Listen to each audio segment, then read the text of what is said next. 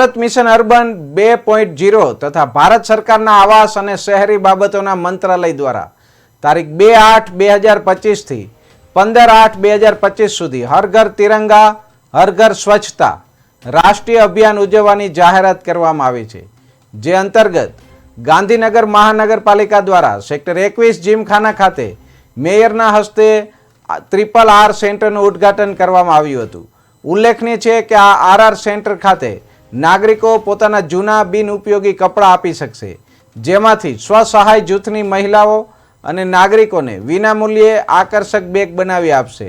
આ RR centre સોમવાર સિવાય અઠવાડિયાના તમામ દિવસે સવારના 10:30 થી સાંજના 6 કલાક સુધી કાર્યરત રહેશે।